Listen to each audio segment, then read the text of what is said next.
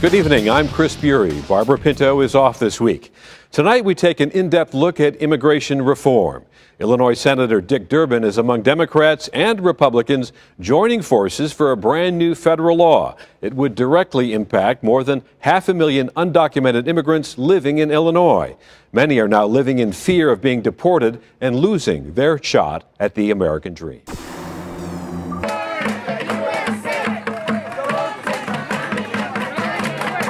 The chants of nearly 1,000 Chicagoans marching from the city's west side to the Loop in support of immigration rights and a new path to American citizenship.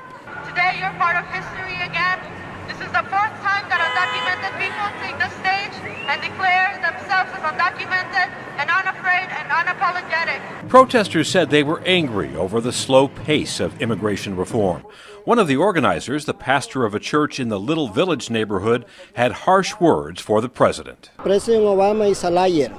He has been just rhetorical and he has not been practiced what he says. One major sore point is the record number of deportations during the Obama administration. According to U.S. Immigration and Customs Enforcement, ICE, more than 400,000 people were deported in 2012, the most of any year in the nation's history, an increase of 3% over the previous year. 55% of those deported were convicted criminals. Supporters of reform say those deportations are tearing families apart, that too often working parents are deported, leaving spouses and children behind. 95% of my congregation being affected by the Homeland Security. We have 300 families now currently at this day that they've been totally separated, and the children are crying and looking for their parents. America, of course, is a nation of immigrants. In the late 1800s and early 1900s, millions settled throughout the country. Chicago became one of the biggest melting pots. Now, nearly 1 in 5 Chicagoans was born in another country.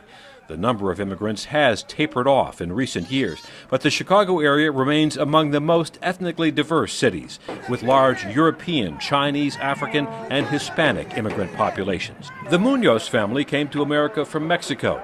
Ana Munoz is fearful her father, Afrian, will soon be deported.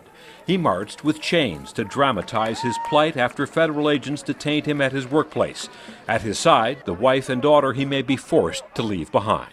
He's the one that maintains us in the house. He pays everything. He brings us food and everything to the house. He supports us. We are real people, that those of us who are undocumented and are being deported are family members, community members, students. About 9 in 10 of those being deported are Latinos, but the Get Tough policy also impacts immigrants from places including Korea, India, China, and the Philippines. So we have millions of our people who are undocumented, who came to the U.S. on visas and have overstayed, in search of a better life for the same reasons that other people have come here. The protesters called on President Obama to impose a moratorium on deportations in order to keep families together. I'm a citizen, my mom's a citizen, and my sister was a citizen, and she died for the country. I mean, who else can be more American than people who lose a family member in the military?